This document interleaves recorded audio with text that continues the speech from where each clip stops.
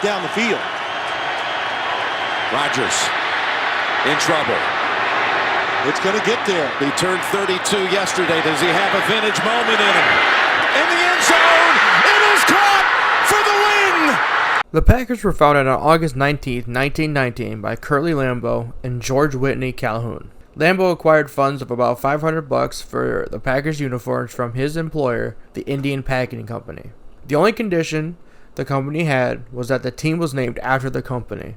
Therefore, they were named the Green Bay Packers. As the 8th season of the Packers started, the Packers built a championship team in 1929.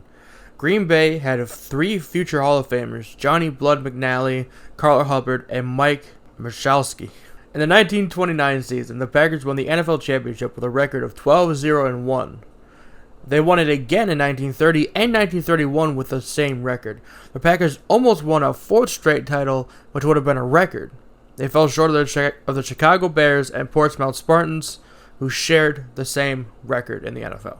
Beginning on November 27, 1921, the Decatur Staleys defeated the Packers 21-0. On November 23, 1924, a player got ejected, and this is credited as the first time an NFL player ever got ejected from a game. The Bears' Frank Henney and the Packers' Tilly Voss were ejected before the end of the first quarter, ended as verbal exchanges turned into punches being thrown. On September 29, 1957, the Packers hosted the Bears in their brand new stadium called New City Stadium, changed Lambeau Field in 1965. In the stands were the NFL Commissioner Burt Bell, United States Vice President Richard Nixon, actor James Arness, and Miss America 1958 Marilyn Van Der Beer. On September 27, 1959, was the debut of new head coach Vince Lombardi. On September 11, 1995, Brett Favre threw a 99-yard touchdown to Robert Brooks, one of only 13 times that this happened. The Packers won this game 27-24 on Monday Night Football.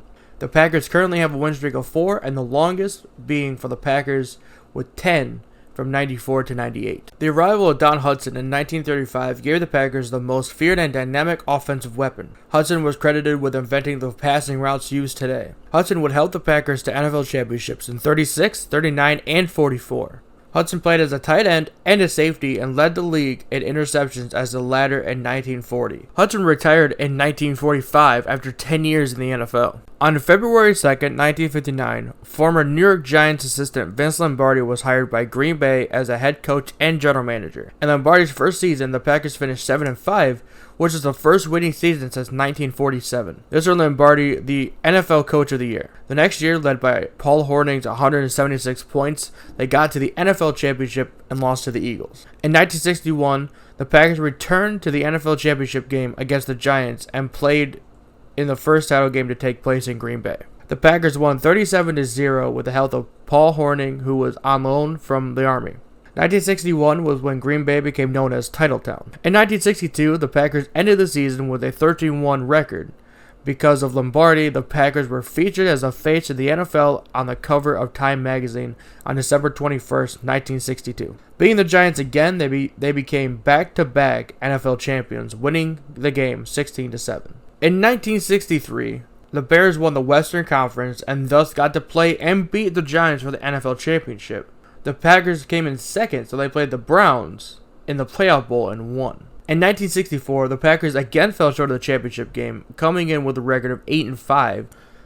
They were second again to the Baltimore Colts, losing to Cleveland. The Packers lost to the St. Louis Cardinals. In 1965, the Packers returned to the championship game, beating the defending champions, the Cleveland Browns, earning a third NFL championship under Lombardi. In 1966, the NFL-AFL decided to have a championship between the two leagues, calling it the NFL-AFL Championship Game.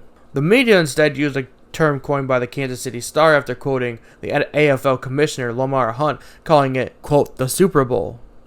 This name wouldn't stick for the leagues, however. The Packers beat the Cowboys to advance to the NFL-AFL Championship Game. The Kansas City Chiefs beat the Buffalo Bills 31-7 to advance as well.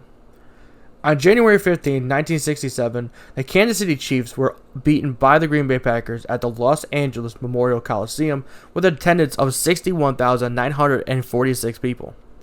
The Packers returned to the NFL-AFL Championship game in 1968 and beat the Oakland Raiders. After this, Lombardi would step down as head coach and end up leaving the Packers to be a minority owner and head coach of the Washington Redskins. After Lombardi passed away on September 3rd, 1970, the NFL renamed the Super Bowl trophy after him in recognition of his accomplishments with the Packers. The city also honored Lombardi by renaming Highland Avenue in 1968. Lambeau Field has since been at 1265 Lombardi Avenue. After Lombardi left, the Packers almost instantly fell apart, having 5 different coaches from 68 to 91. Let's take a look at each coach and see how they did. Bankston replaced Lombardi after he resigned from the head coach position. Having some big shoes to fill, Bankston needed to work quickly.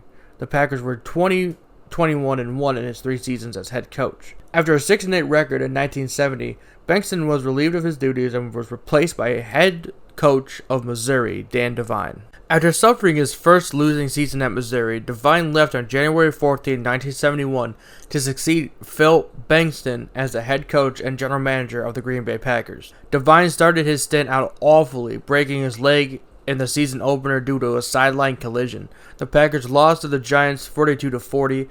They finished 4-8-2 in 1971. After dethroning the Purple People Eaters Minnesota Vikings to reach the playoffs, the Pack was back. The Packers lost in the first round to the Washington Redskins 16-3. The Packers never reached the postseason under Devine again. Bart Starr took over for Devine when he left to be the head coach of the Fighting Irish, never making it to the playoffs until the 1982-1983 player strike season, losing in the second round of the playoffs 26-37 to the Dallas Cowboys. After a disappointing 8-8 season, Starr was dismissed in favor of Forrest Gregg, a former teammate of Starr's who led the Bengals to Super Bowl XVI. On January 13, 1984, Starr was named as head coach of a proposed team called the Arizona Firebirds. The NFL did not grant the would-be owners a team. After losing the Super Bowl to the 49ers 26-21, Gregg became the head coach of the Packers. In 1984, the Packers did not make the playoffs, finishing with an 8-8 record.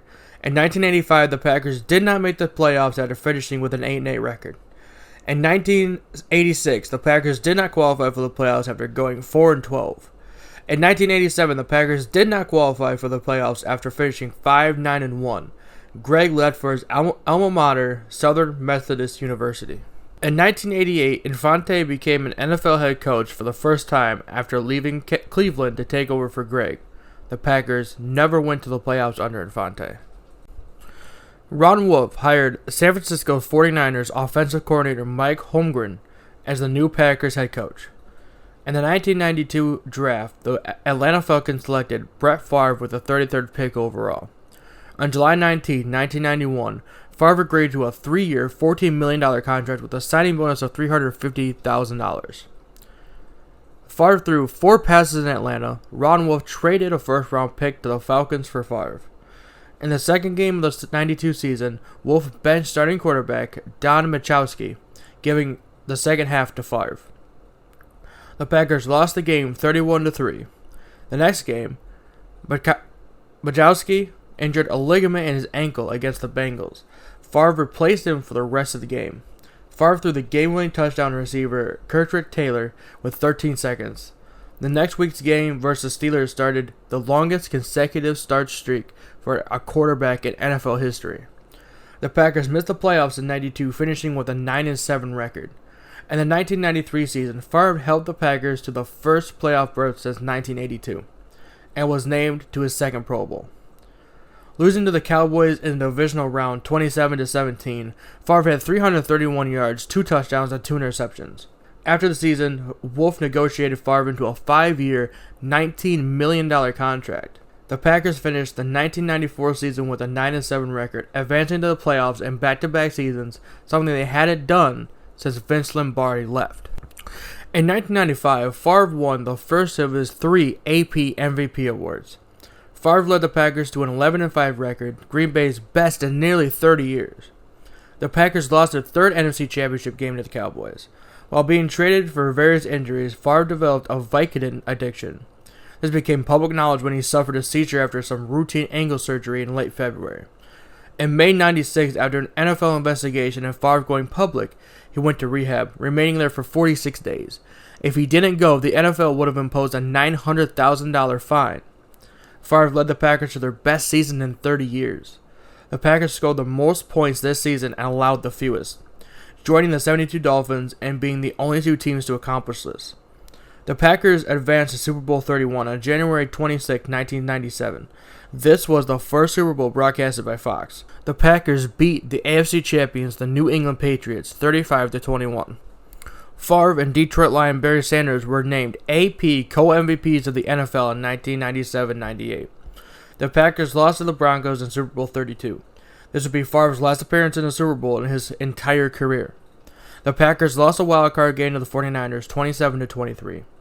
During the final game of the 99 season, Favre and the Packers were involved in what has been described as a bizarre tie-breaking scenario, which resulted in 4 teams that finished with an 8-8 record, where 2 of the teams would qualify and the other 2 teams would be eliminated. The Packers needed the Cowboys to lose and needed the Panthers to have less net points.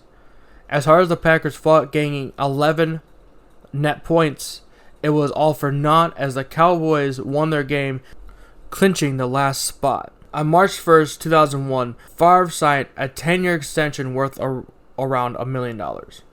By the end of his 10th year as a starter, Favre threw 287 touchdown passes, which was 100 more than the second-rate QB at the time, Steve Young, who threw 181. This set a record. The streak of non-losing seasons ended at 13 in 2005 when the Packers posted a 14-12 record. In the 2005 draft, the Packers selected Aaron Rodgers, a quarterback from California. In 2006, Ted Thompson fired Mike Sherman and hired Mike McCarthy, the former offensive coordinator for the 49ers and the New Orleans Saints, as the new head coach. In McCarthy's first season, the Packers posted an 8-8 record. After missing the playoffs in 2006, Favre said he would return for the 07 season, and it would be one of the best seasons, going 13-3, earning a first-round bye in the postseason.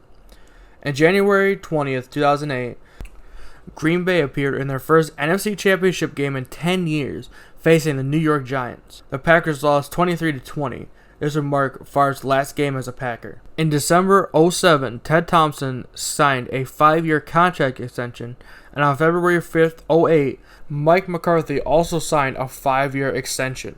On March 4, 2008, Brett Favre announced he was retiring from the NFL after playing in the league for 16 years. Within 5 months, Brett Favre filed for reinstatement with the NFL. Commissioner Roger Goodell made this effective August 4, 2008. On August 6, 2008, it was announced Favre was traded to the Jets for a conditional pick in 2009. Aaron Rodgers was under center for the 08 season, throwing for over 4,000 yards and 28 touchdowns. The Packers ended in a 6-10 record. In 09, the Packers made the playoffs again but lost in an overtime shootout with the Arizona Cardinals.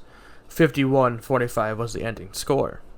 The team lost Johnny Jolly after he violated the NFL drug policy.